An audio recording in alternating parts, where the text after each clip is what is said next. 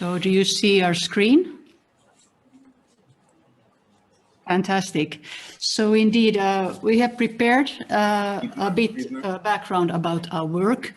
And thank you for the introduction. First of all, thank you for the invitation.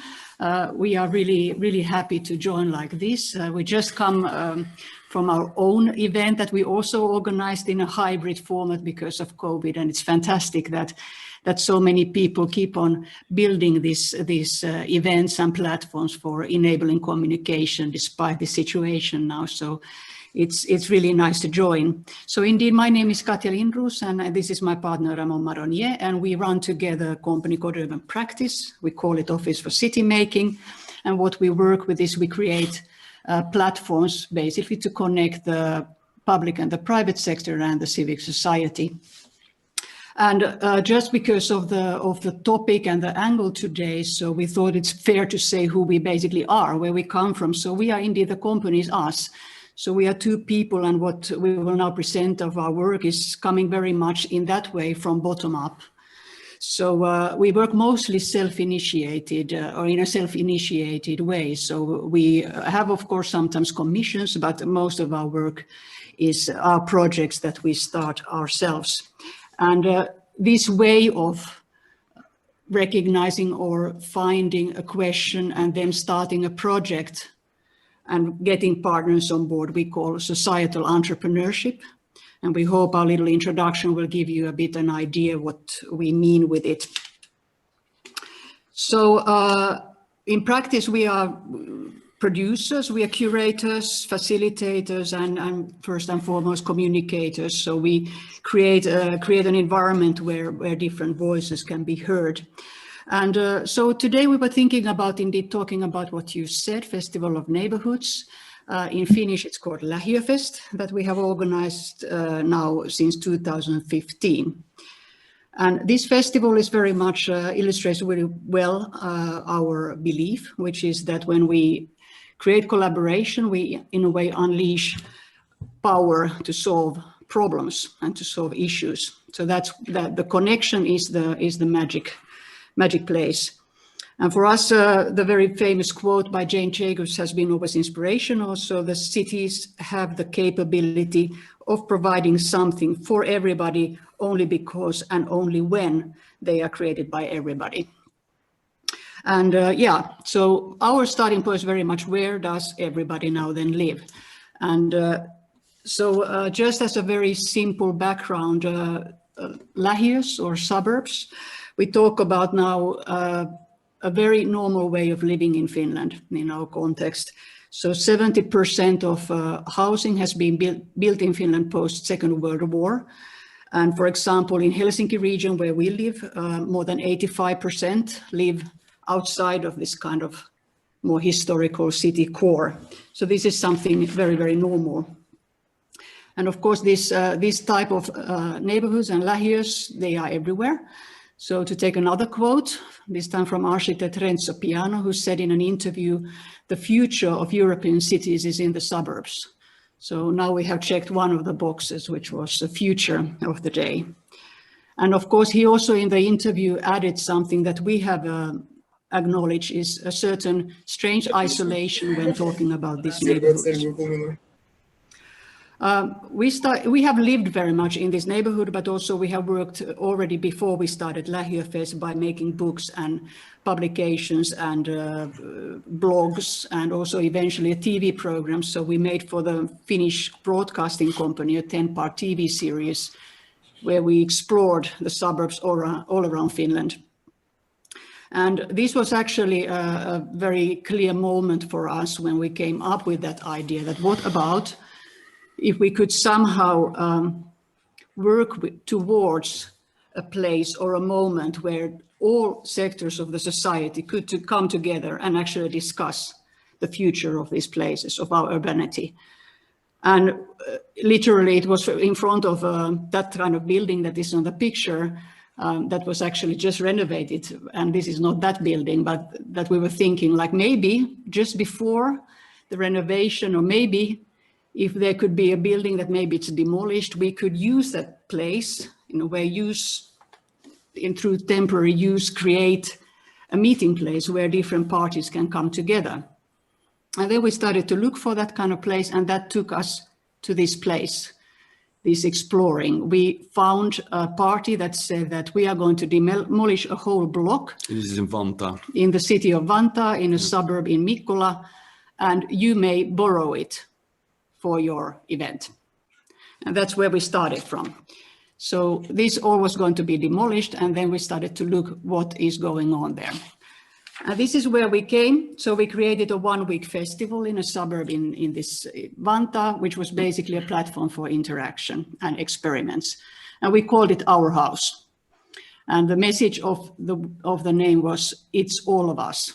This is an issue of all of us. We are all coming together, and we are all taking responsibility of the future of these places. And before we were in this picture, we had, of course, had to work quite hard, because as it was a self-initiated project, we had to find all partners and all funding. And we were very happy that so many parties actually wanted to join this societal mission and create this discussion. So we had big corporations, insurance companies, we had a hotel chain, gardening companies, interiors, kitchen manufacturers, and also through in a way, a Finnish innovation fund, we had a lot of startups that had never been in this kind of environments. And we created also, of course, a platform for different professionals and different activists, let's say, to interact with the topic. So we curated an environment where designers, architects, artists, researchers, and NGOs just could come there and work and create exhibitions and workshops and different forms of experiment. So this blog was very much for us, in a way, a canvas to try things out. And you see in these pictures that indeed we were actually working for 2.5 months to renovate that place into these spaces that would inspire new ideas. And this process of working very literally on the ground created also a very natural way of communicating with the locals. So, you know, you can't help it. You are there in the summer and children will walk in and say, what are you doing? And at a certain moment, you can't do anything else. Then our architect there on the picture, you better make them work also, because they're just bothering otherwise. So we created this environment also very much for ourselves to show our face, basically, here we are, and we are doing this, and you can walk anytime in and let's discuss and let's do something. Some of the exhibition spaces were quite elegant, and they were very much creating certain suggestions in a way to say that this is also how we can look at these places. There on you see that big picture, it's done together with a hotel chain that wanted to explore, in a way, the phenomenon of temporary living, basically the challenge of Airbnb, and together with a really very renowned Finnish designer, they created a space, this very Japanese space where there was no running water. You brought all the water in. It was also a comment on very much like, you know, how we could rethink how to use these spaces when they are too difficult to renovate. Then we had also spaces that looked very much at the history and different materials, maybe exploring the modernism in a new way. And we had spaces which were made together with a neighboring school. So our designers went there and interviewed basically children about what makes for you, what is home for you. And as this was the year when the refugee crisis was very much peaking, we had a lot of children and their families who had just arrived in Finland. So the topic of home was something very, very emotional. And there are some examples of how we indeed use these places then. So you see that little picture there up. That hotel room actually was hosting a musician who was using it as a recording studio and staying there.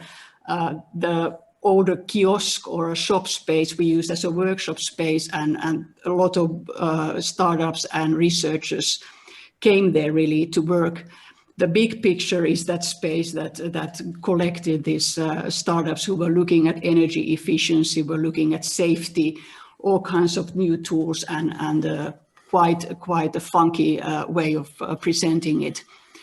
And then it was also a platform for media. So we connected to the biggest, commercial channel in Finland called MTV3. And they made programs every morning from there, and also one live show. So early in the morning, we had a car coming in, and the program was done from there. And this kind of way of working very much directly, just sinking in, everybody on the ground, created, of course, this very immediate way of interacting. And for us, that building was very much also a tool for the communities to express. So a lot of the pictures you see now on this slide are things that people were making themselves. When we had a garden with the gardening company, we cooked together with people, and actually we gave the food for free for people. We had a local school who had a fantastic music, in a way, expertise. They had a choir there. We had a local market with produce that was actually grown very nearby, etc., etc. And the whole building, as it was going to be demolished, so we could use it for people that they could basically write their ideas and what they were wishing for the suburbs. And it was only a few days, and the whole house was packed with writings. So people really took that possibility. And what we learned from this was a lot, but we also learned very much because we were able in 2015 to connect to very many parties of the society, but primarily one important was missing, and that was the city. So we didn't have the city as an official partner, and that was something that we found very important, that if we are going to continue, we have to find a way how the city can also partner in this. So not be a commission party, but be, again, a partner. And that we had the pleasure of starting to work with the city of Helsinki, and the deputy mayor, Ani Sinnemäki, said the city should enable more parties to put forward the city's own goals. So this was the rationale why they found our approach in Lähiöfest interesting, because we indeed brought these partnerships with us. And a very essential part of this 2017 was indeed that we started to develop even broader, in a way, spectrum of the society. So not only the city was on board, but all these companies and independents still, but also actually much more universities. So here we have an international seminar done in the main university hall in Helsinki. So we got, in a way, more tools, basically, because of the different partners we had on board. And this way of working through this, creating these connections, enabled a lot, because it, for example, enabled us to make that festival very much as a ground where people could just attach their own things. So we had, for example, a map service where anybody could put their own project there. And we basically inspired people to do your own event where you want to have something about where you discuss the renovations of your house, or you can have an all-night-long sauna. Doesn't matter, you just can add to that festival, or you can add your favorite places, what you love. And this is all coming from this way of collaborating and actually also attaching this collaboration to the funding. Because when our funding would be that we have to just ask money and then do everything ourselves, we wouldn't have the resources. But because we create the funding through many sources, we actually also enable every partner to do much more. So for us, the 20% comes always from the public sector and 80% from the private. And none of these parties pay a lot. So they, for example, like in the picture, they can do this kind of project. This was a building company that brought a pavilion that they gave it to everybody to use. So there were yoga classes and there were concerts and there was an exhibition of young architects. So this creates this accumulation of value creation because everybody can add more. And this is now a project that very shortly I will tell about, which is a good example of this accumulation. So this was also in Helsinki during 2017. Yes, good reminder. We have not moved to another year. So this because we had these different areas also in the city. Indeed, we chose 10 neighborhoods, and we made in some of the areas a bit bigger in a way places. Let's say we call them toris, which is basically a public square. and with all different kinds of activities attached to it.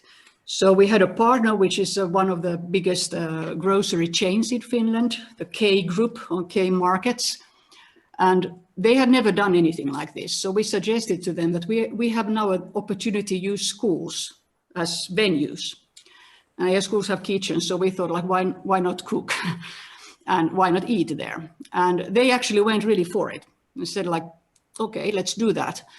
So in a way, to just very briefly tell, because this model is the more interesting than the fact that it was a pop-up restaurant. So we started in a way in that context that the city was very much hosting this tori. There inside was that school, and there was indeed this restaurant. The company brought on board very known chefs who were then teaching students of Horeca, of cooking, for free for these students and for that school. So they in a way created a learning environment. It was in a way a class. And this was the first restaurant they ever started. And with these chefs and their guidance, they created a very nice menu, which was actually inspired by the neighborhoods that we had chosen, with what people are buying in those neighborhoods, because the grocery store has the stats. And then we created together this pop-up, this whole environment with the bands and rappers and the circus and all kinds of activities. Radio. And a public, like local radio station that had a 4-hour live show from there. And this environment was indeed attracting them people also to explore the other things that were in the tori. So also you can see here a picture there down where there is first of all this radio station, and beside that there are these kind of boxes. So the city planning department was in the same space presenting their new plans. So this became a totally organic way of interacting with people and getting them involved. And this idea of this place was, of course, very much that this was not a business. So the company said immediately, we don't want to, if we make money with this, we sell food, we don't want that money, so we want to give it to a good cause. And then we suggested to them, let's connect it to the participatory budgeting program that the city has for youth.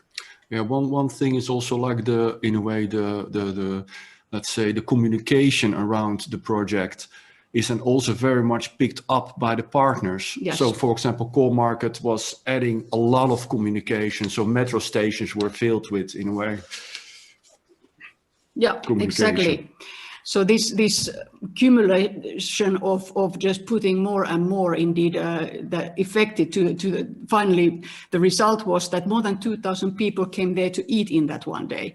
Some of them from far away because they heard it on the radio and they were thinking, like, what is this? Let's go and eat. And every dish cost €5. So it raised more than 10,000 euros. And this is the event where we are then donating that money to the youth, who then decided through their participatory budgeting program what they used it for. And they could decide totally what they did with it. And they actually decided to use it for an employment program for youth who have troubles in finding jobs. So it was all very, very well thought out. So that's what we find important and what we want in a way to inspire people about this way of working, that you can indeed open a lot of opportunities by just connecting different parties to one place. And that sometimes it might actually come from you do something else, but it results to something. You find in a way a new opening because of these connections. And this picture illustrates that. So in 2019, we were able to grow this festival to 4 cities. So something that we had started in 1 block, we were now in 4 cities in many neighborhoods. And we had in a way through this, because we have through the festival structure, we have all kinds of partners on board. So we in a way can also start experiments without having extra funding for each experiment. And this year we found very important to do something with schools. So we basically suggested to all the cities, let's create an education program where all partners come directly to the school to teach. So if they are city planners, they teach city planning. If they are artists, they teach street art. If they have a shop, they teach about what it is to have a shop in a neighborhood. Core Market was again also in this year, and they were indeed teaching about detail and And that we then started with these cities, and these pictures in the small municipality called Riihimäki. And this is a very inspiring and exemplary case about how a city then can use these forms of connections. So Riihimäki, when we started, we said, okay, where shall we arrange this party? And they said, well, we have also this school that is actually going to be demolished. So at least then there's no damage. So we can be there, but it was a bit touchy topic because of course people don't like it. That school will be gone, and then what? And it's a bit heated topic. But anyway, they were brave, the civil servants, and said, like, let's explore.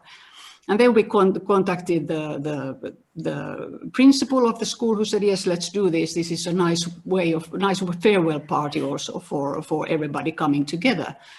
And then we started to, in a way, organize very much through the locals, a whole network of people who basically started to run with this idea. Let's create a really big party. Let's create a learning environment together.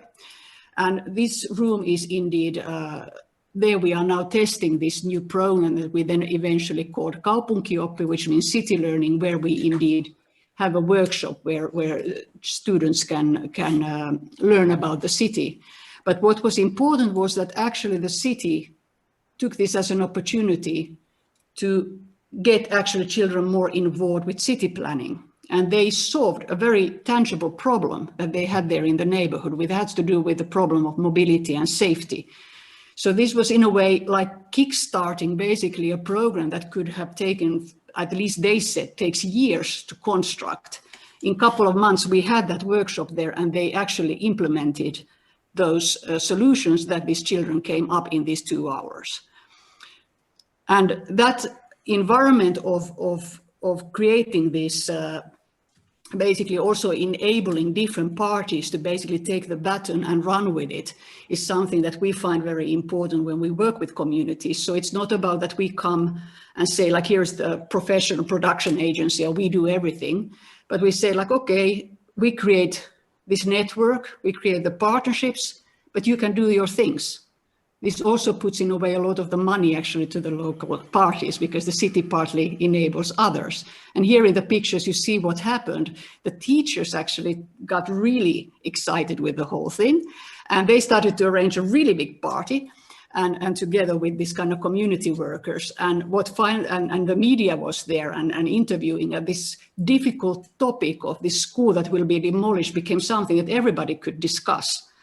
And finally, what is in a way the best part, that these teachers got then a prize from the city that year, that they had created a very, in a way, constructive way of creating discussion about what is a good thing for the neighborhood and what is not. Yeah, that school also had a very important social function in the neighborhood. Exactly. So and we were really happy because we didn't get any credit for that. So this was exactly the thing of what we wanted. We wanted Lähiöfest to be the empowerer of that community.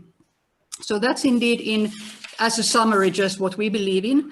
So we believe that when we work societal entrepreneurship, that we hope that as many parties as possible could get inspired to work like this. So you start with something that happens in the society. You start from something that changes. You get inspiration directly from that change. You use the city itself as your venue. You are there on the ground, often temporary use indeed. You create open platforms so that people can very easily join. And this is indeed enabled through these partnerships, through this way of funding, where these people who are in the picture could come along without them having to make any official agreements. Then you challenge your partners, so they have to do things they have never done before, because this is the culture of experimentation. And then finally, hopefully, what we hope to do with Lähiöfest next is that we create it into a model where any kind of communities such as this picture can find new partnerships, and actually we can become more the incubator of new bridge building and not only so-called the festival arrangers ourselves. So that's what we are aiming for next. So thank you very much. Thank you very much. Yeah. Спасибо, было очень интересно. Спасибо. Наш следующий участник Камила Мандерс. Может быть, вы тоже расскажете несколько слов о себе и о вашей работе? Может быть, даже как-то откликнетесь на то, что мы сейчас услышали.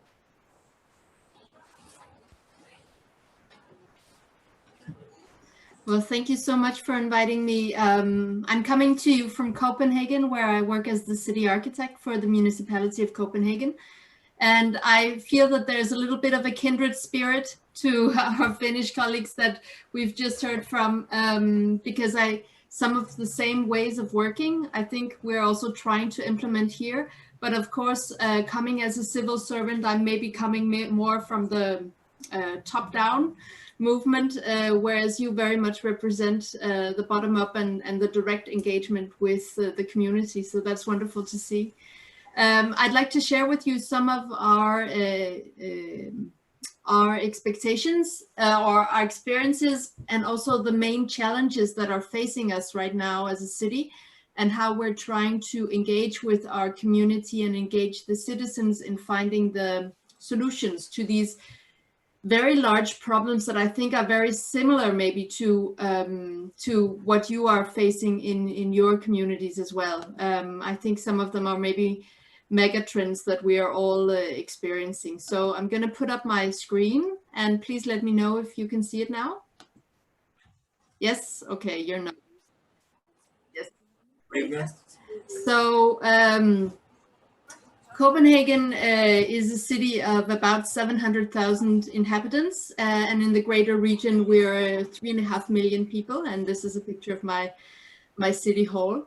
And we're the fastest growing city in all of Europe, not so much because people are moving to Copenhagen, but because 8 out of 10 new inhabitants are children.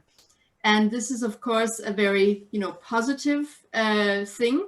But for a city, it also means that there is a lot of investments that have to be done in terms of schools, daycare, safe infrastructure for traffic and so on, and raising new concerns about how do you raise children in a city? What is the quality of the air? Are there enough green areas? Can we do sports in the city? I think having a lot of children coming into the city really changes the way we're thinking about planning in Copenhagen. And this is due to a very long strategic effect since the middle of the 90s, where the average household size has been increased to try to attract families and to get them to stay in the city. And now we're seeing this result that so many young families are choosing to stay in the city, and we have a very young and very growing demographic. And that means as a city that we have to be quite strategic about the areas that we're building. So in our municipal plan, every 12 years, we point to the city districts that we are trying to build, which enables us as a city to control all of the public investments that need to happen within this time frame as well. And one of our main concerns, I think, is a representation of this picture. And this is from a little bit on the outskirts of Copenhagen. And it's a picture of some of the villas from the 1930s. And then in the background, you see a high-rise development from the 1950s. And in the front, a social housing project, which was built 5 years ago. And as Copenhagen was expanding, we had the large problems of housing prices rising a lot and being very difficult for communities and people to stay within the community. They were pushed away by prices. So luckily, a few years ago, we had the national government, a new law that enables us to ask for 25% affordable housing within all housing schemes. And this is one of the most important political tools for us in these years to ensure that we have communities that are balanced, that are mixed, and that are affordable for everyone. And we now are spending a lot of time both building them, but also making sure through infrastructure, cycle lanes, bus, public transit, that these areas become connected to the rest of the city and not isolated, which is very much what has been happening in the past.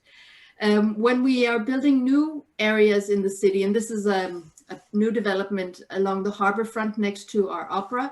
It's called the Paper Island because this is where all the paper for newspapers was stored before.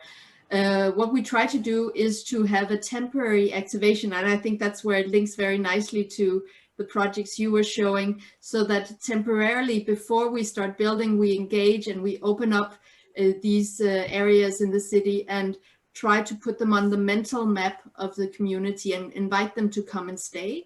But then also say to the developers, you might see where it says Paper Island on the picture, this is a big food hall.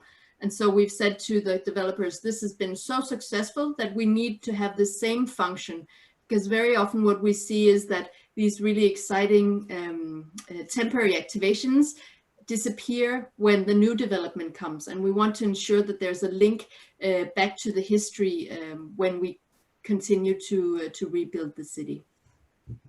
In the existing parts of the city, our main tool to engage with the community is our urban renewal areas, which are the areas that you see in gray, where we every 5 years put a new focus on a new area in the city.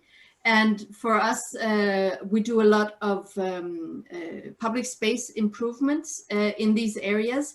So this is an example of a very industrial working class neighborhood where we have some new climate adaptation projects that serve as a meeting place for the community. Or in this socially challenged neighborhood where all the kids were coming out, and I think this is maybe quite similar to some of your projects, all the kids were coming out and in illustrating, you know, what kind of environments would they have and being very playful about it, which then led to an impact in the final project and how that was designed. And we're really seeing this effect of how the children play an important part in our city building. We have a lot of schools, of course, being built in these years because we have so many children coming. And the schools really become the main kind of cultural centers in all of the different districts and have a very big impact also on the streetscapes that become changed into shared spaces and become playgrounds. Because in this very tight existing city, we cannot simply find the space. So we have to make this priority. And the children become sort of the main drivers for this. Copenhagen is in the situation where we have a lot of bicycles. 49% of everyone bicycles to school and to work every day. And the numbers have actually gone up during COVID by 20%. So we were one of the cities that during this pandemic did not have to build out our network. We already had an existing network that's very used. But we are doing a lot of investments right now in infrastructure, in bridges, over the water, and in new cycle networks, connecting the socially challenged neighborhoods to the rest of the city. And we really see that this is a great way of tying communities together and opening areas up and connecting them and maybe breaking some of the stigma that is also connected to certain parts of a city. In terms of engaging with our community, we try to use both campaigns, like social media campaigns, but also physically asking people to help us and to indicate where they like to cycle, where there are problems, what we can do better as a municipality. And then that goes into our planning and our yearly budgets. Copenhagen has had a long history of working with the city center and working with public spaces. So from 1962, the map looked like this, to only a few years ago, a very extended network of public spaces. And right now we've been trying a new democratic form to say, how can we take this even further? We know that our inner city is very congested and quite polluted from air pollution. And so we were very inspired by the city of Toronto in Canada that had created what they called a citizens assembly. So last fall and winter, we copied the methodology of Toronto, and that's why I think it's so important for this kind of meeting where we get inspired by what other cities are doing. So we were inspired by Toronto and created this citizen assembly that met and created the new policy for the city and the guidelines for our politicians, how to close the city center for traffic and what should then happen in the space. So they wanted more play areas, more green areas, more trees, non-commercial areas, so areas that were not cafes, but were for the people living there and creating a good time that didn't cost anything to come into the city. And this spring, it so happened that even though we haven't implemented it yet, during COVID, when all the traffic closed down and suddenly no one could be inside the stores, this became sort of a one-to-one experiment of what the city center is going to be like. Due to this very unfortunate pandemic, we suddenly had a one-to-one experiment in the city. What was the city without any or very little car traffic? So the politicians voted to keep the policies that the Citizen Assembly had suggested. So that's going to go forward this spring, and then we're going to be evaluating that going in the next few years. One thing that we've also tried to do is to ask, what do you want in your city? And one thing that we're really hearing, and maybe COVID has also put a sort of a pressure on that, is that people really want to have more green spaces.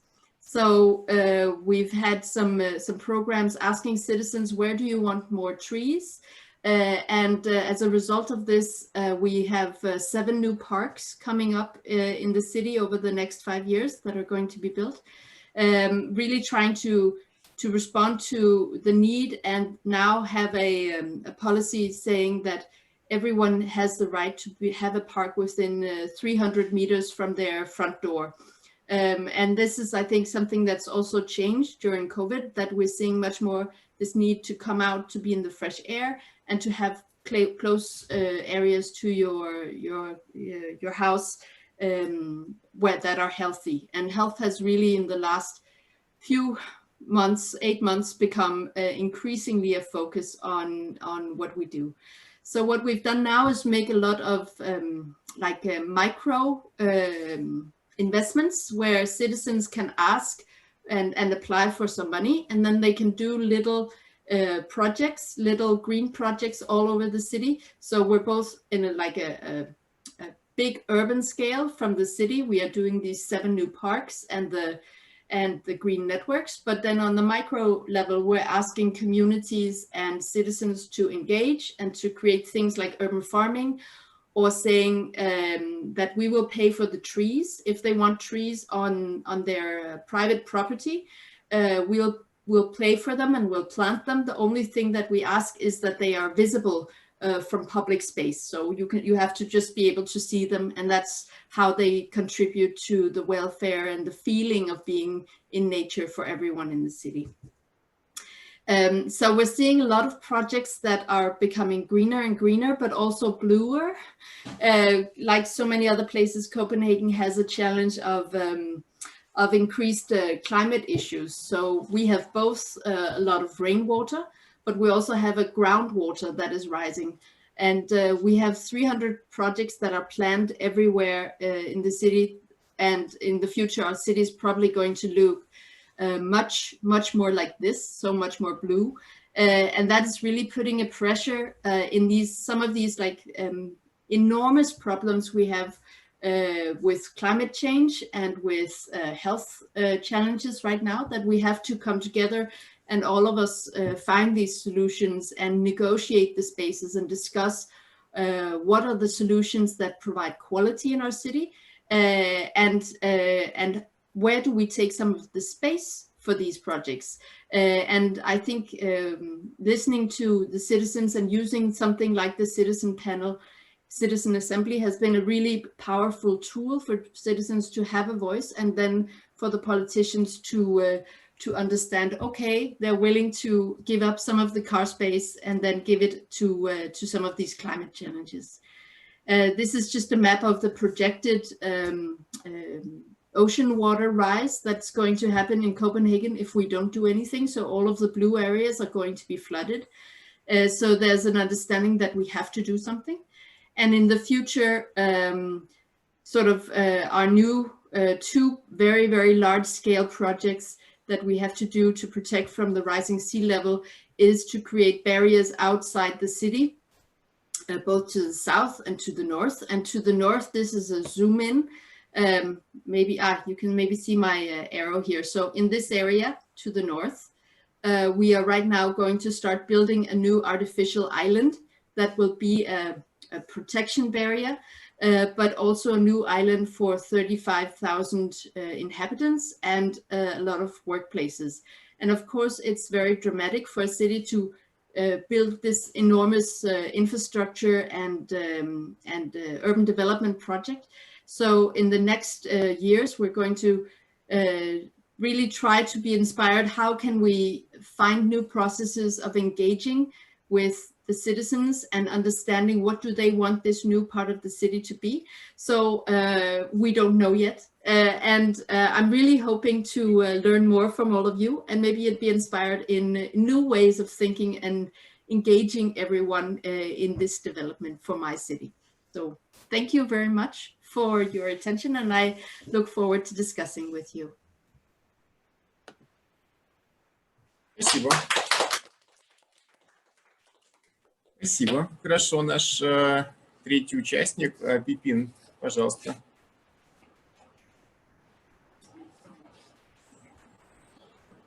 Thank you very much. Also, thanks to the speakers before me. I have not as such created a presentation because I've had the opportunity to present what we do with Agora just about 2 hours ago. But I guess for the interest mainly of the other speakers, I will briefly resume what we do, and I will then link it to some of the bits that you've said. So Agora is first and foremost a citizens movement that ran for elections in about a year and a half ago in Brussels for the regional parliament. We obtained 1 seat with a very peculiar program. Our program was that we would organize a citizens assembly, which Camilla also referred to, and organize this ourselves to show that this works. And I think Camilla is maybe convinced already, but not everyone in politics is convinced of the power of bringing randomly selected citizens together and giving them a say in policy.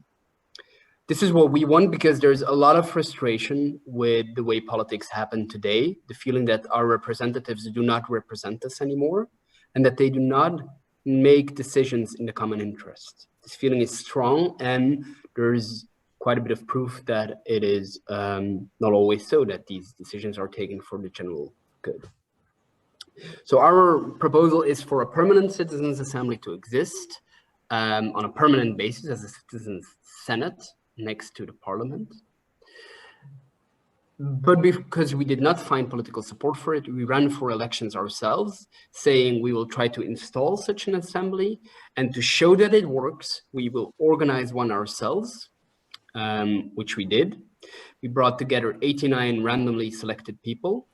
We invited more, but we made a second random selection on the basis of diversity criteria of age, gender, and educational level. So to reflect the diversity of the city. And we asked them, what do you want to discuss about? What do you want to make policy about? They said, housing is the most important. And so they've been discussing about housing. Well, for about a year now, it was supposed to be half a year, but the COVID crisis prolonged it because we couldn't bring them together. The idea is that once they will finish, me as a member of parliament, I will directly voice their proposals in parliament. And I think we talked about this about a while ago. it's not an ideal situation. It would be better if there were a permanent assembly than that I would have to represent them. Well, we couldn't convince politics yet. Maybe we will get there in a while. But so far, we need to do it through this way. So this is our project. Our project with Agora is to install a permanent citizens assembly of randomly selected people, give it a inclusive composition, so really diversity of the city represented through random selection. Have them really discuss with each other so they can change their minds, bring their personal contexts into the discussion and enrich the conversation.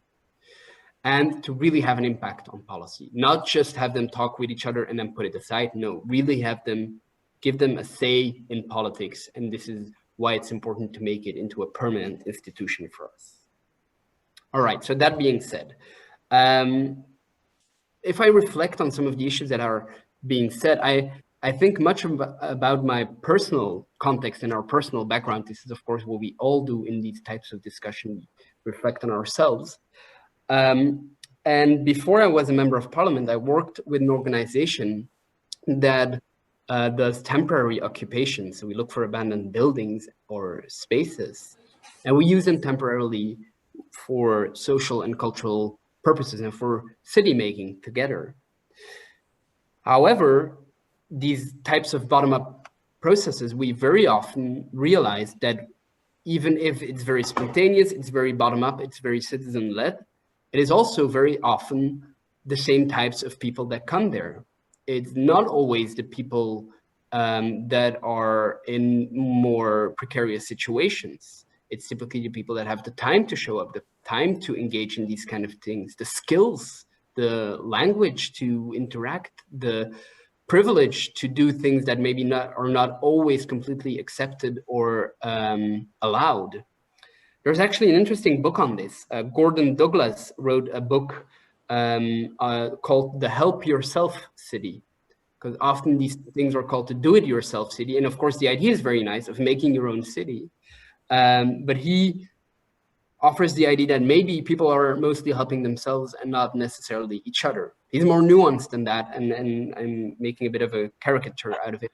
But I think it's an interesting way of thinking, which is why I believe that you should structurally involve citizens in your decision-making. And so I think it's interesting what citizens' assemblies can bring to cities as a way to really go into depth on the future of our cities and have a say in what direction the city policy should take.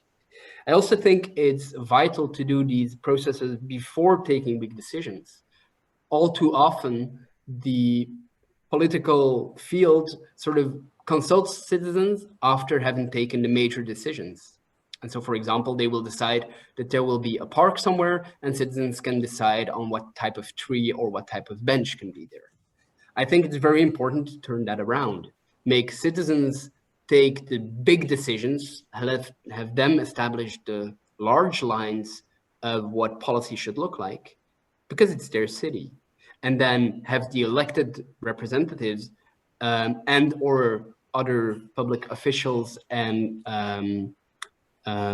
public functions work to fill in even the details and the blanks and to make it happen. I think that is our jobs, or at least my job as a person that's being paid with public money, to work in the general interest. But I think it's up to citizens to make the big decisions that involve us all. So this is why we really push for a permanent citizens assembly. For us, it's one of the best ways of doing this. Random selection with a second selection with criteria for diversity to make sure that not only those who are already being heard are heard again.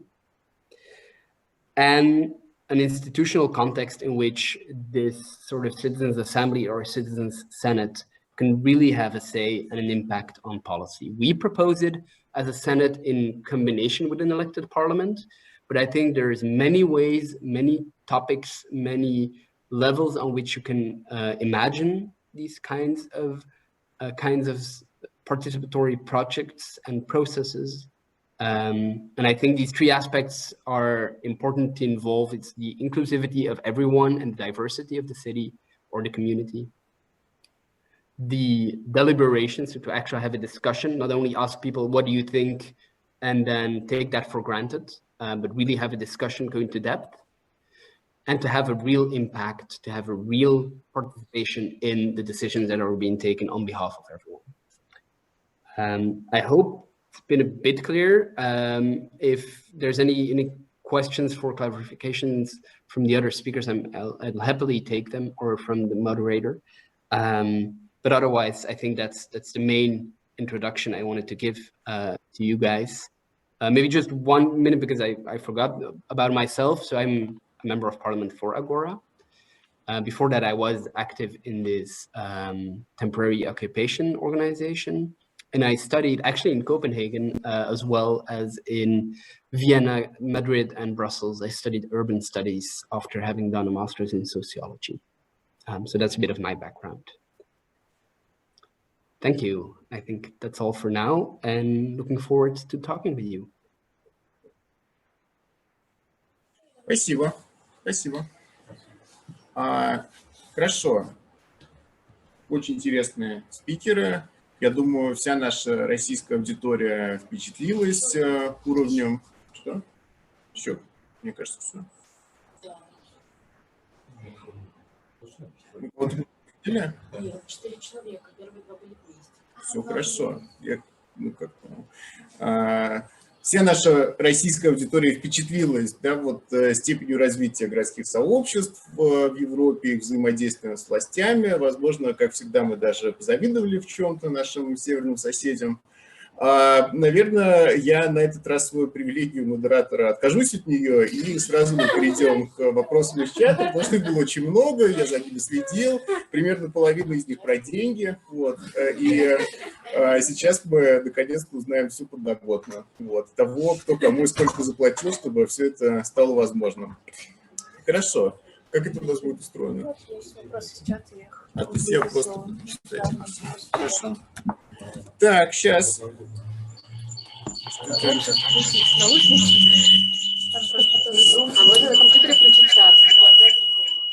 Все? Да, да. Прекрасно. Так. Было очень много, я некоторые вопросы буду суммировать. Было много вопросов к Кате и к Рамону о том, как осуществлялась, например, вот аренда этого здания, с которого начались эти соседские фестивали, предоставил это здание город, или это было за деньги, это было бесплатно. Так, закрыли ли школу, тоже всем интересно, потому что учителя были рады, но что там со школой произошло, которую хотели закрыть. Поэтому, наверное, вот это будут первые 2 вопроса. Про здание и про школу.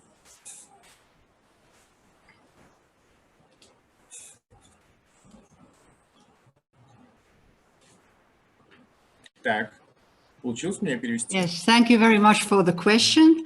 They are excellent questions. Yeah. They are excellent and really to the point. So first about the legal framework, indeed. This is one of the guiding questions of also in our work, that we try to create innovative structures by following all the rules. Because we think that when we create something that requires some kind of bending of rules, then it's actually not sustainable, you can't do it. So we try to find always a way of seeing what is possible. With our house, the building that was there, it was owned by a social housing company owned by the city of Vantaa. So it's called the Vantaan Asunnot. And this company, which had decided already on the demolishing, so the date was clear, made a contract with us that we could use that building. However, all the other legalities, such as insurances, cost of waste, etc., and then the responsibilities, legal responsibilities of an event organizer. Safety as well, safety. So we had to take care of the like, what is it, the fire checks and everything like that. We had quite a lot of things to organize there actually with that, as it was building, it was meant for housing, and we were going to have public events, so we had to even break certain new doors to certain spaces to have 2 exits, and then we had also during the week we had people calculating every person coming in so that we could control the amount of people, and it was all the time safe. So yes, that it was in a way, we didn't pay a rent for it, but we paid the cost of an organizer of that event. In 2017, when we were working with the city of Helsinki, so then the spaces went, because the city was the official host of, for example, these tories. So because then they could use schools, city culture houses, etc. So there we didn't have that kind of legal framework. But all the spaces that we somehow used, we had to take care of it as well. We had, for example, a movie showing in a swimming pool. We watched Jaws, you know, the famous movie, in the swimming pool. So that we had to also take care of. Did we save the school? Is the next one. Unfortunately, we didn't save the school. The school was also decided to be torn down, but we created a conversation that is actually still going on in the city, whether they will build a new building in that same spot. And that is indeed the political discussion that is the responsibility of the politicians and of the civil servants to run forward. So we are happy that we were able to facilitate. It was never our intent to save the school.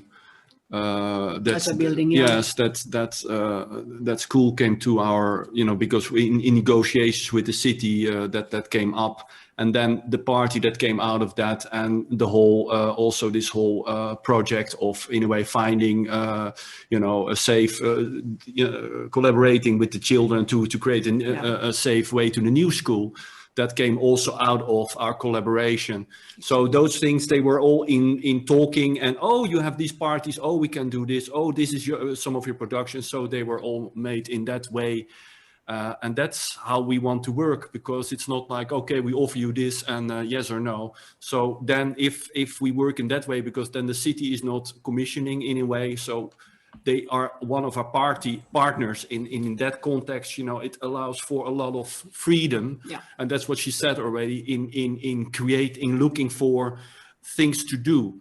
And that's the beauty of it, because then it is also because it is a regular event. So you can anticipate, and we hope, of course, that people will, that it becomes a part of the culture, so that you can anticipate and look forward to what you can do with that partnership, with this collective of in a way people are looking together at make the city a better place, like a certain cause to use that and to interact with that.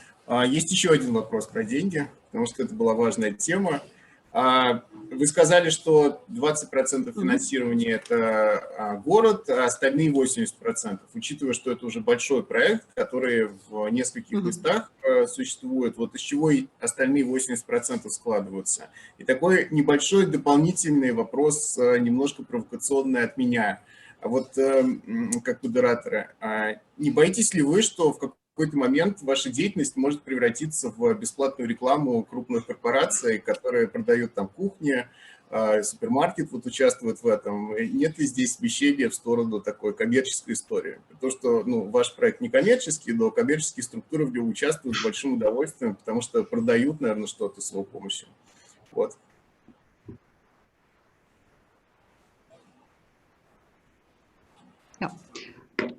Thank you for the questions. First question. So the funding, the 20% public and the 80% private. This is an essential part of, because first of all, the private, indeed, the who is very important. So it's many parties. We have, depending a bit on the project, we have between 4 to 6 to even 10 parties who pay us something. But then we have a whole structure with parties such as universities and other public institutions in that way who are not paying us anything. So we even organize basically lessons for universities, part of the program, which they don't pay for. So these companies can be indeed big corporations, or they can be parties like that have maybe a very clear interest, for example, in renovation. And here we come to the second question, aren't you afraid? No, we are not afraid, because this is exactly what is actually happening. So this is a market, and what we see very much is it's again not so much about the what should we work with companies, but it's about the how. So we are not creating a fairground for people to sell, but we are actually inviting them to share their expertise, and we are challenging them to do things that they are not indeed normally doing. So for example, when we had in our house, we had a kitchen made in the space which we used for cooking these dinners and everything that we did there. It was an experimental kitchen that was actually about how do we get rid of extra materials, so in a way make a more green way of building kitchens. So we of course look very much with a certain idea of what we think is interesting to promote, but we work very much from that interest that these companies want to be part of this kind of discussion. But what is important to understand maybe with certain festivals is that because we don't use one festival ground, so we don't create this kind of, indeed, like I said already, fair ground where everybody has a little box where they sell their products. We use the city. So we have all the time crossings and context where that so-called advertising doesn't become that obvious. It's much more about sharing. So for example, a garden company is not only putting their logos there, they are building the garden. And after the event, we sold a lot of the stuff that was as a flea market very cheaply. People would pay what they wanted. And we donated all that money to the nearby school.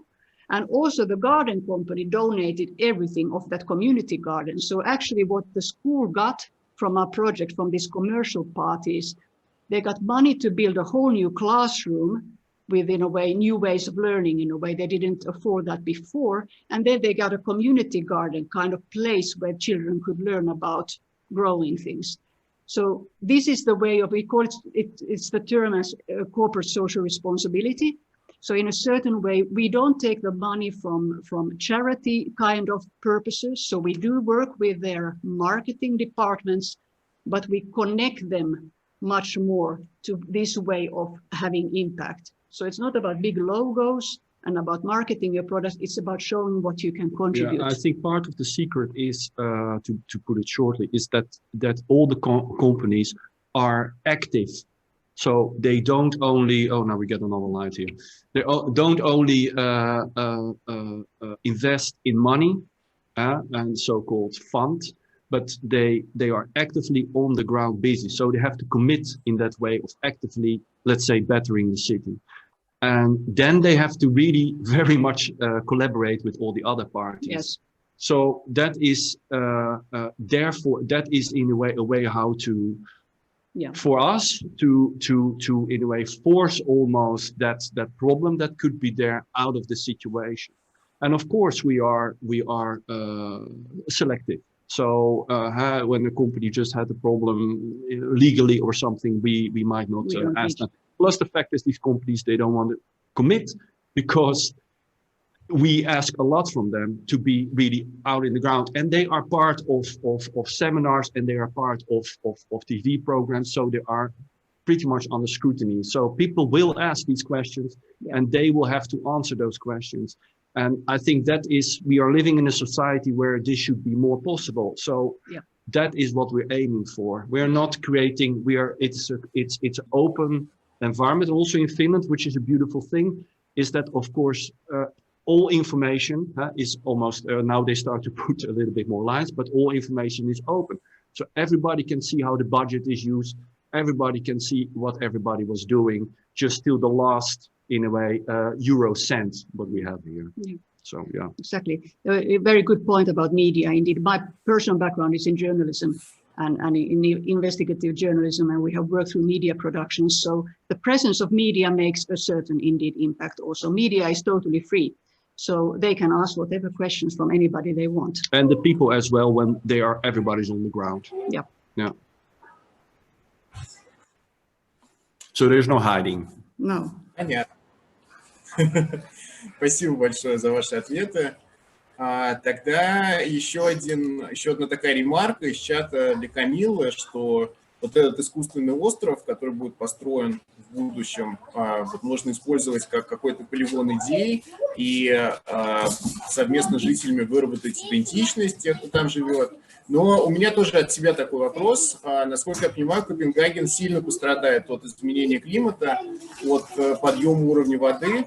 А когда именно вот предвидятся серьезные проблемы? Первое, с тем, что вода будет подниматься так, что нужно будет какие-то заградительные сооружения строить. То есть в какой перспективе это произойдет?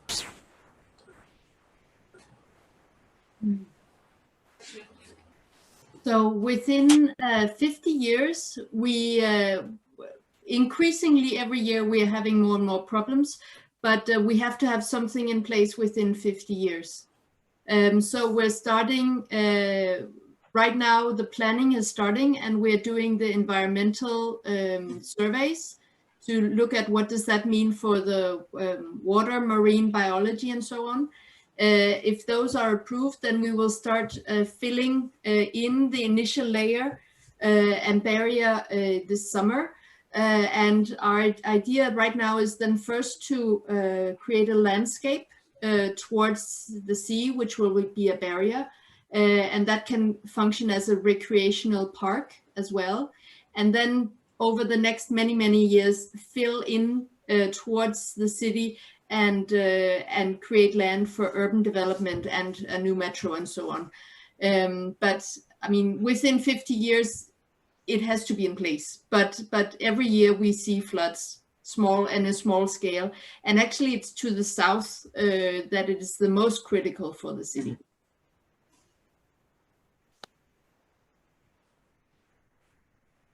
Понятно. Спасибо большое. Это интересно, что город мыслит такими длительными сроками, 50-летние есть некие планы того, как спасаться от изменения климата.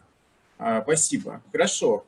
В чате к Пепину не было вопросов, но он есть у меня, поскольку один из предметов, который я преподаю в университете, это теория демократии. Мне очень любопытно было узнать про пример прямой демократии. Yeah, I'd like to ask how the rest of your colleagues in the parliament are responding to the mandate that you come with, because you come with such a direct mandate from the community. So how are they responding to this? Thank you, Camilla. We had this question from the audience just, well, I did a presentation a bit beforehand, but I'm happy to get back on that. Most of them are curious to see what exactly the citizens will say. And some of them are a bit more skeptic, but I think that's typical for a parliament, that there's people that don't want to give up their power or their mandate in a way, or see it reduced in importance. I just wanted to jump also on the time you're looking at, because I think it is, like the moderator said, it's peculiar for a city to look at timeframes of 50, 60, 100 years, which is what Copenhagen is projecting themselves in. So I think that's very interesting. And I think that is especially something where it's very interesting to have more inclusive and participatory ways of making policy, because very often these election cycles make for policy that is only geared to, well, fulfill people's needs on a short-term basis and then be re-elected in the next election. So very often it lacks long-term vision and capabilities. So I think it can be an interesting mix to combine precisely these long-term projects with these types of inclusive deliberative panels. And the way we're looking at it right now is sort of three things. We're looking at the climate change projections, both in terms of the water, but also the CO2 levels. So how can we combine this knowledge? And then we're looking at the demographic models. So in the different neighborhoods, based on what we know now, and of course this can change, what are the needs of the different neighborhoods? So can we see like a need for many elderly homes, many sports facilities, maybe a new library in one place? So using these two sets of data really to to guide us. But of course, then something like COVID happens, which might completely change at least the demographic patterns. Maybe people will leave Copenhagen. We don't know yet.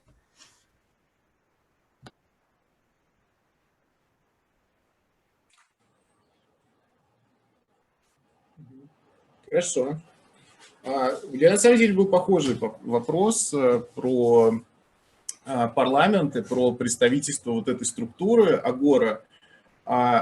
Насколько я понял, это прямая демократия, и люди, которые участвуют в этой ассамблее, избираются по жребию. То есть это случайные люди.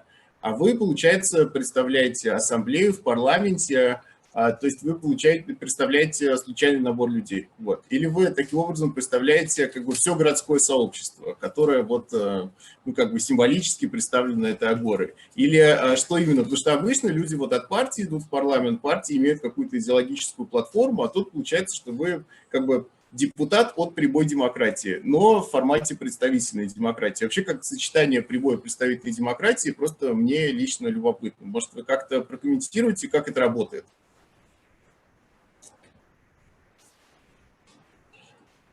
Yes, I think it's important to make one just technical differentiation between direct democracy and what is often called deliberative democracy. It's a bit technical, but what people understand generally with direct democracy is, for example, a referendum where people vote and then whatever they vote is implemented. The Brexit is, I think, the most recent and well-known example. A critique that I share on direct democracy is that if it's not done properly, people have the power of decision without having had the proper information and without having had a discussion, which can lead to more insight. And I think that's the key difference with deliberative democracy. So what we try to put in place is really deliberative democracy, where you have a panel, an assembly, which represents or which looks like the complete society in terms of some key demographic or other issues, and that can reflect on behalf of the entire society. Of course, you can ask, do you then represent the entire society? I think only the entire society can represent itself. I think representation by itself is a very problematic issue. I do think, however, that the discussions and the decisions from such a diverse assembly are better grounded in the reality of an urban community than a parliamentary discussion often is, which, well, by the concept of a parliament is often limited to a bit of a theater. But which also, by the composition of a parliament, often lacks many contexts, often lacks many insights. If you can like have a realization that 90% of the Brussels Regional Parliament, for example, members have a university degree, but only 30 or 37% of the population has a university degree, there's a big gap. There's other indicators as well that show that there's a big gap. So, well, I think I don't think I necessarily represent the entire population of Brussels in Parliament with this one seat that we have, but I do think the citizens' assemblies through random selection and sort of a filter on criteria do a better job at representing the complexity of urban issues and urban communities than elected parliaments do.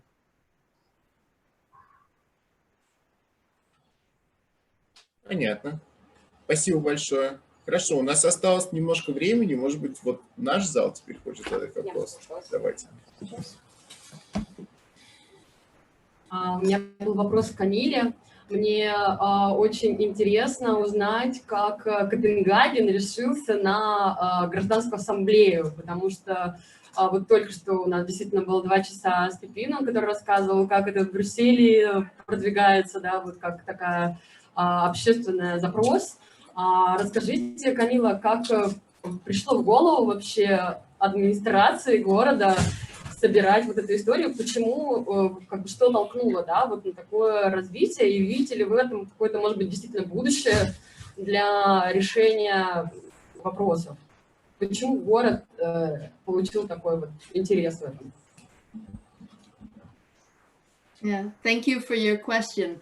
I think actually maybe they agreed to it from the parliament because they were afraid, and not because they were brave.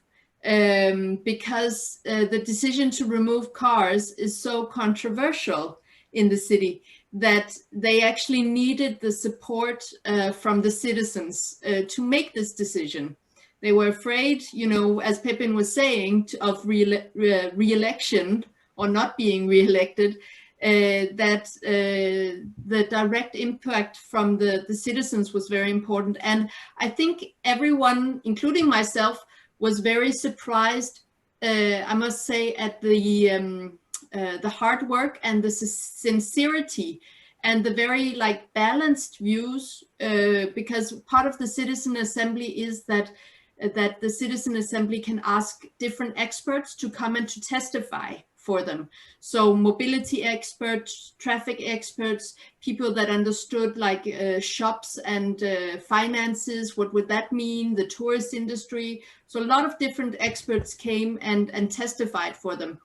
And the responses and the decisions made were so qualified by all of this knowledge that it was not just like a, you know, something very simple or very popular, but very considered responses and very balanced responses. And I think due to this very serious response, all of the replies from the citizen panel came directly into the parliament decision and became adopted. So I think it was very much about having the legitimacy of making these difficult decisions.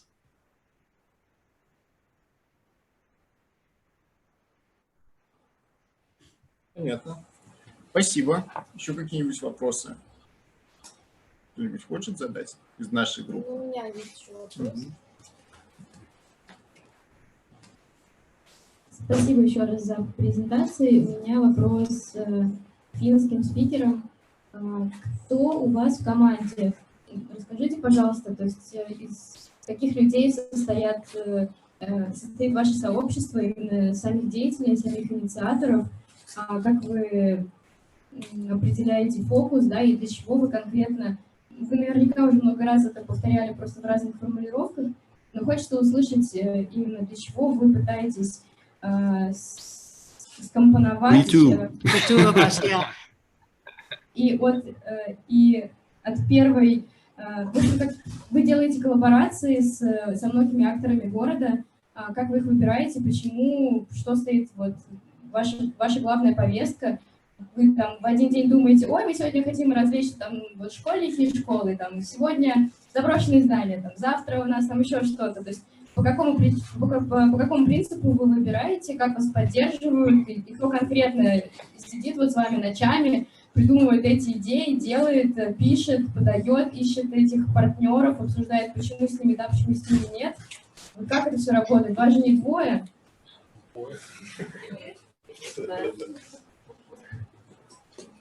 Yes, so we are the two of us, and he's, by the way, not Finnish, so he's Dutch. And as this kind of very small company as we are, so we take the initiative ourselves. So we have created the concept from Lähiöfest, very much with the idea of how can we create this kind of platform of interaction. And when you ask about that, how do we choose the partners, right? So we start from the questions that we find that are essential in the society. So let's say that we look at the suburbs, what is essential there.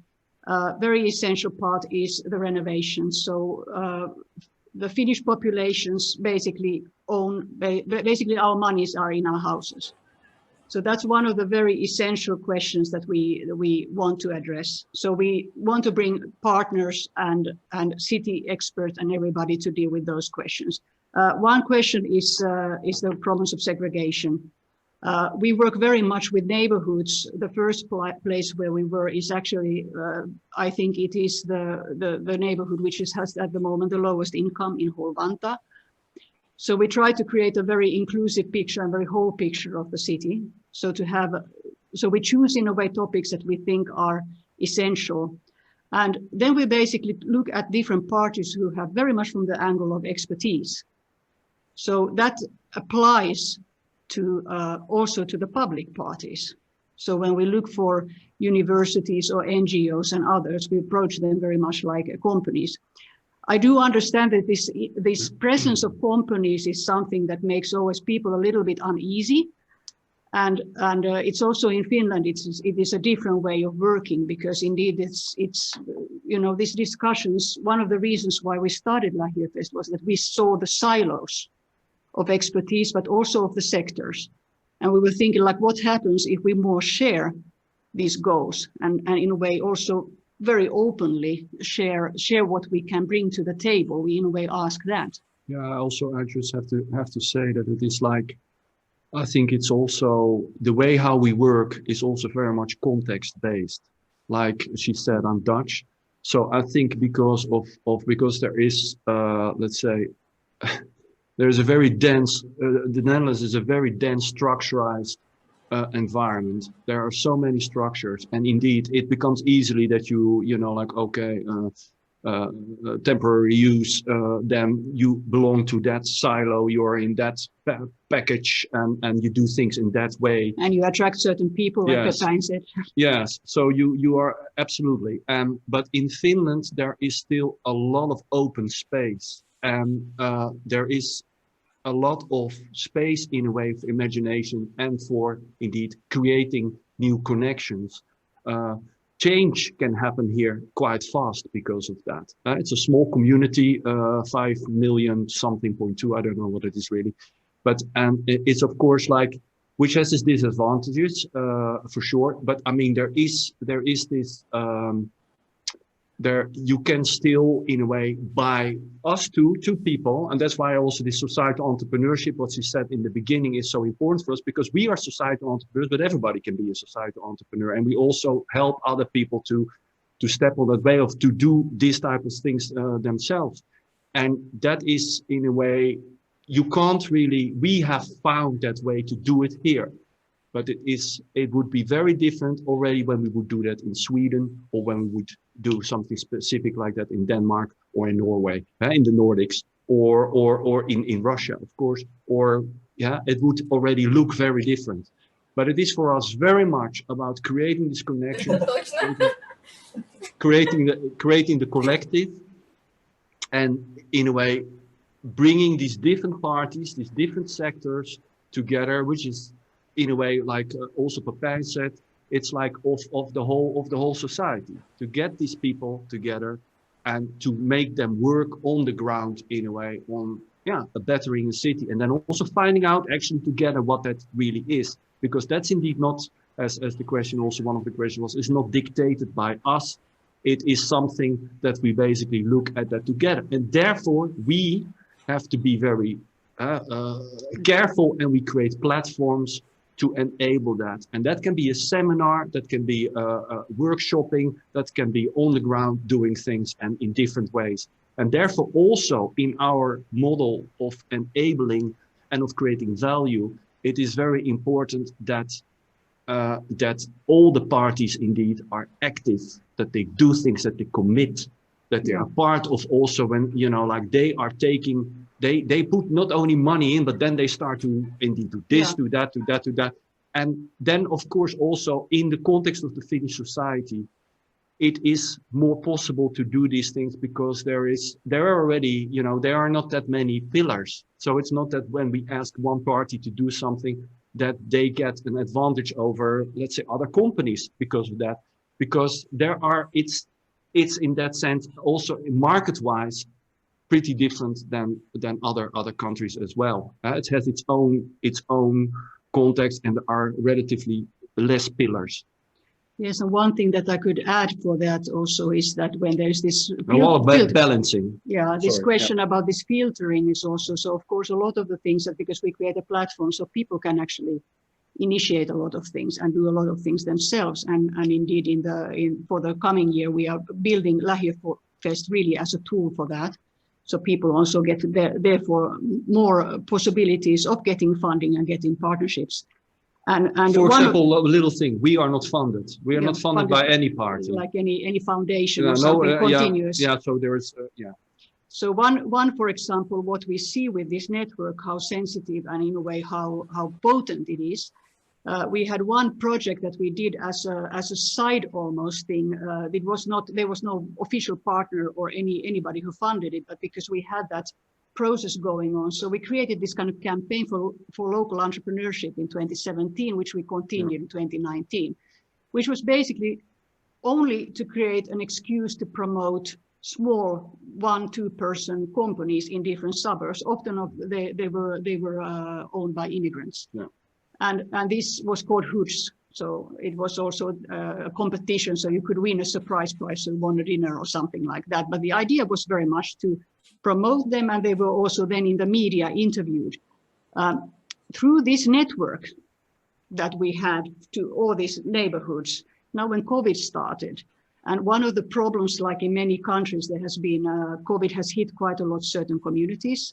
Especially those who are not native speakers, so don't speak Finnish or Swedish, also here. So in one weekend, this is not exaggerating, from Saturday evening to Monday evening, we put it out on Facebook that we are looking for translations. We found a nice message which said, like, I am your neighbor, I want to help you, and which somebody had made for putting in their house. And we said, this is a great idea. How about if you can help us to translate? And we got more than 13 languages all in all, but in just in one weekend, we got to that number 13. People voluntarily from that network translated this text into everything, to Chinese, to Dari, to Somali, everything, Russian. So that Dutch.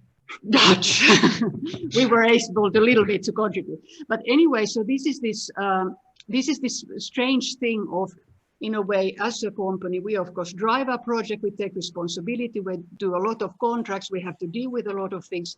But actually what we see, the magic that is happening with these connections, it is somewhere.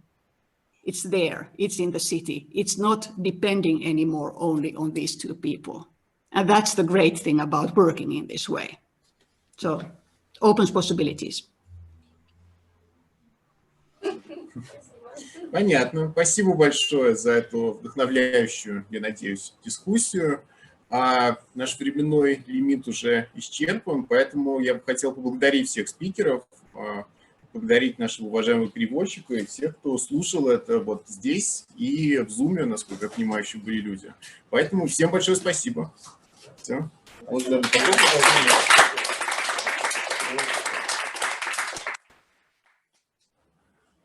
До свидания.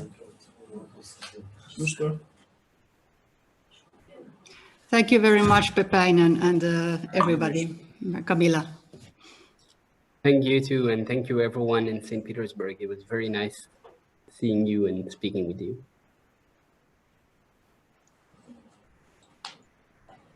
Елене как организатор, конечно. Хорошо, все. And thank you for the У меня специальная камера, чтобы в нее тоже помахать. Да, спасибо большое, коллеги. Это знак, это знак. Давайте, пока Лена ушла, я тогда, может быть, скажу. Да. Когда прислушал Лену. Лучше сюда. Ну да, я помню. Лера? Да. Да. Ну что, в каком порядке мы скажем речи? Ты и я? Совсем коротко. Давай ты, потом я. Хорошо. Друзья, я хотела бы коротко сказать просто о том, что наши осенние встречи подходит к концу или почти к концу, да, ну, большая часть их подошла к концу. Я хотела бы, вот, пользуясь случаем, еще раз вспомнить о тех партнерах, которые нам помогли вообще организовать эти осенние встречи. Это, конечно же, прежде всего фонд Генриха Бёля в России, также Центр изучения Германии и Европы, университета Билефельда и университета Санкт-Петербургского государственного университета. Это наши прям постоянные партнеры осенних встреч, которые это были уже 4-е в этом году. Также мы, как вы видели, работали очень много с культурными институтами в Санкт-Петербурге. Мы уже с самого начала, все 4 года работали с голландским институтом и польским институтом. Пожалуй, наши самые постоянные партнеры. Также институт Гёте и французский институт, которые, по-моему, во 2-й или в 3-й раз участвуют в этих осенних встречах. И особенно большое спасибо нашим партнерам, которые участвуют впервые. Это Датский институт культуры, Венгерский культурный центр и Институт Финляндии в Санкт-Петербурге. Я очень надеюсь, что они и в будущем тоже с нами будут сотрудничать как бы в рамках осенних встреч по самым разным тематикам европейским. Хотела бы сказать огромное спасибо нашей команде. Вот, собственно, Лера, которая сидит перед вами, которую все видят сейчас и в онлайне, и в офлайне, которая, в принципе, инициировала вот эту тематику в рамках осенних встреч и которая много сделала для концептуализации этого. Поэтому я надеюсь, что она сейчас что-то скажет по содержанию из того, что, собственно, прозвучало на этих осенних встречах. Хотя прозвучало, по-моему, так много, что сложно, наверное, будет подвести итог, но вот Лера, наверное, попробует это сделать. Но, конечно, я, как директор немецко-русского обмена, хотела бы очень поблагодарить нашу команду всю, да, которая участвовала. Это и там всех не назвать, но я надеюсь, что они могут сейчас поднять руки, все, кто считает себя частью команды. Но это прежде всего Лиза Салихова, которая помогала с пиаром, Дарья Мигун, которая вела телеграм-канал, и, по-моему, очень здорово это сделала, да, и кто там еще? Да, вот Даша Гришина, которая помогала с техникой, Илья, конечно же, который явно там стоит где-то за камерой, да, или где-то рядом, да, вот. Спасибо тоже, который подключился и взял для себя большой шок технический. Вот. Спасибо, да, Володе, который уже сейчас, которого нету, так понимаю, на площадке, но который помогал. Не знаю, может быть, кого-то забыл. А Саша, которая встречала всех с самого начала и которая тоже много всего сделала. Спасибо вам всем огромное. Нам из онлайна было, в принципе, очень хорошо все слышно и видно. Я так понимаю, что большее количество стресса упало на вас там на площадке. Вот. Но я надеюсь, что вы его тоже пережили и переживете. Вот, и что все будет хорошо. Зато у вас в офлайне была компенсация в виде плюшек, чая, кофе, вина, неформального общения, того, что у нас в онлайне не было. Так что тут не знаю даже, кому повезло больше, вам или нам. Вот. Но я скажу, что в онлайне, в принципе, мы тоже могли услышать очень многие. Я вижу прямо в чате, многие пишут тоже спасибо, и что было камерно, было хорошо и так далее. Спасибо большое затем всем участникам, которые присоединялись в онлайне, в офлайне. Ну, Лера, все-таки, хотя я сказала уже очень много, но я хотела бы тебе все равно дать слово, что ты сама изучила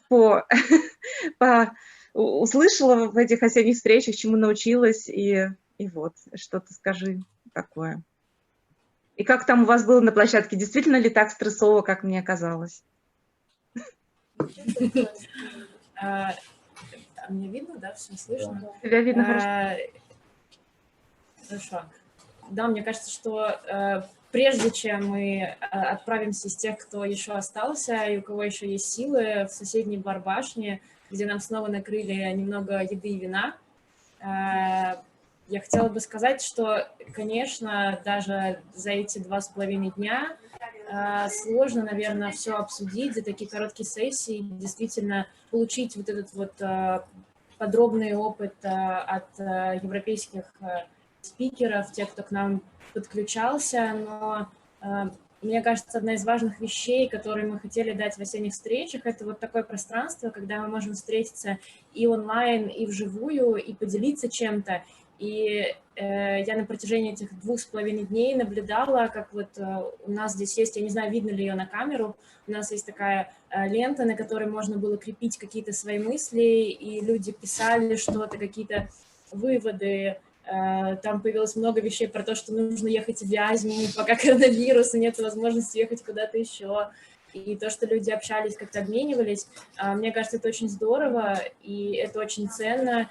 И то, что я видела, как в процессе обсуждений у людей появлялись какие-то вот идеи, смотря на тот опыт, чем делились, просили контакты выступающих, как можно с ними связаться. Мы даже вчера, вдохновившись этим соревнованием по поднятию плитки, присылали спикерам на почту фотографии, как вот Марина Цай поднимала тут рядом плитку на обводном и фотографировалась. Вот, мне кажется, это очень здорово, что есть какие-то контакты, есть возможность обменяться идеями и даже запустить такое соревнование по поднятию плитки, которое не очень хорошо здесь уложено рядом, а какие-то есть отдельные куски, которые можно поднять.